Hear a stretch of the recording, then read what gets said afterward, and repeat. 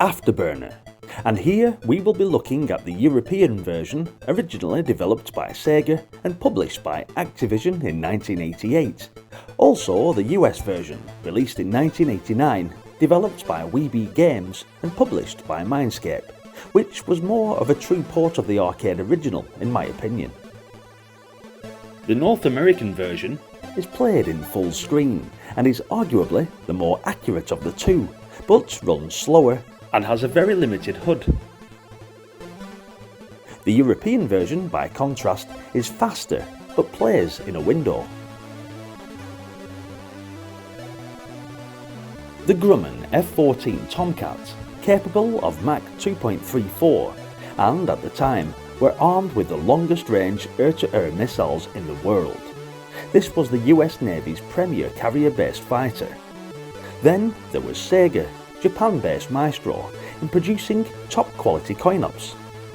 And finally, Activision, one of the most successful software houses. When these three leaders in their field joined forces to bring you home computer conversions of the 1987 top-grossing coin-op, Afterburner, I knew I just had to get my hands on this game. Afterburner stormed its way into the arcades around the world and became Sega's biggest selling machine. Featuring superlative graphics, sound and heart-rending action, how could Activision be expected to convert it to home computers? The object of the game was simple: fly the F-14 through stage after stage of enemy territory and survive for as long as possible. Chances of survival are increased by shooting down as many of the enemy aircraft as you can before they blow you to smithereens. Armed with a continually front-firing machine gun and heat-seeking missiles. A small square sight just in front of your plane indicates where the machine gun is firing, and if an enemy plane wanders into the sight, it locks onto that enemy. You can then let loose with a missile, which will rocket towards the target. Meanwhile, your small sight's still out in front, so you can end up with half a dozen or more targeted planes at once.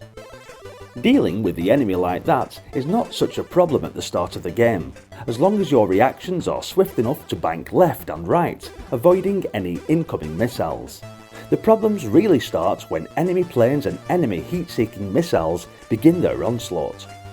The only way to nullify this sort of situation is to start using the throttle control to speed away from the enemy, or to slow down and sneak in behind them. Although your machine gun has an inexhaustible magazine and keeps firing away happily, the number of missiles is limited, and should you be so foolish to exhaust your supply early on in the game, you'll need to try to survive without them until the refueling stage.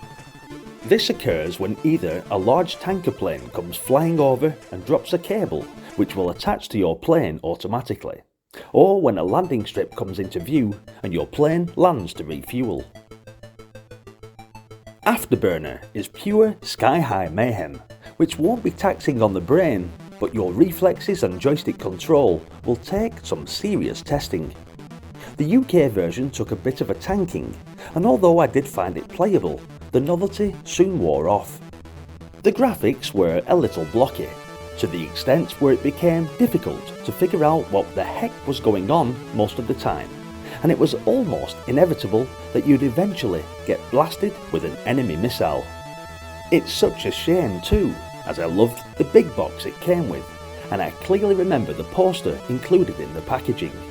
But it just didn't live up to the expectations, and honestly, I soon grew tired of the game. It just felt like I was flying a jet through Legoland, in the hope that I'd hit an enemy and avoid getting shot down.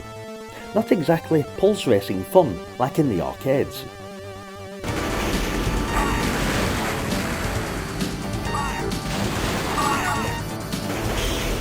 However, the US version seems to redeem itself with Afterburner, and this was the port that I absolutely loved once I managed to get my hands on it.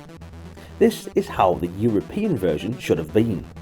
Starts with a cool intro, spiced with a neat tune by Maniacs of Noise. Exactly like the European version, strapping you into the cockpit of the iconic fighter jet, the F-14 Tomcat, the game is still a retina-melting, synapse-fraying experience. where the objective is to shoot down as many enemy targets as possible whilst not getting shot down in return. This port of Afterburner is very good. The graphics are well done, it's got all the gameplay elements including manual docking with a fuel plane, bonus stages and flying fortress boss fights. The gameplay doesn't change much between stages and, as before, you just have to stay alive as long as possible, avoiding kamikaze planes and missiles whilst trying to land a few shots. Lock-on is indicated by a flashing plane, but it can be tricky to get the missile launched before the plane flies off screen. The European version did at least give you a lock-on indicator in the HUD, which I did think was a little easier to spot, but not by much. So, the burning question is probably... Yeah, but what did it look like on the Amiga? Well, check it out for yourself. Pretty much more of the same vertigo-inducing gameplay, but it's a little slower and at least you can see the enemies clearer. But it still wasn't groundbreaking. Again, coming out on both European and USA versions too. Zap64's reviewers were unimpressed with the Commodore 64 version, which was described as incredibly disappointing with laughably bad graphics and sound. It was given an overall rating of 17%. But what did you think of it, and which version did you prefer? Thanks for watching, guys. It's a shame that there was some truly shocking games out there, but as they say, one man's trash is another man's treasure, and these games are truly subjective and depend on our individual likes and dislikes when it comes to Commodore 64 games. Maybe Afterburner brought back some nostalgia for you. Let me know in the comments section, and please hit the like button. Also, please consider subscribing to the channel if you enjoy these classic Commodore games and want to follow me on the epic journey down nostalgia lane. That was Afterburner, and there's more games coming up next, so I hope to see you there. And until then, bye for now. Sega challenges you with Afterburner, a game so exciting you can imagine you're in for the fight of your life. Game and accessories sold separately. Get ready.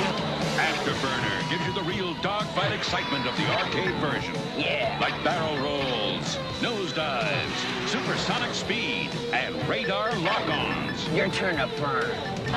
Let's take it home. Afterburner, only on the Sega system. Sega, the challenge will always be there.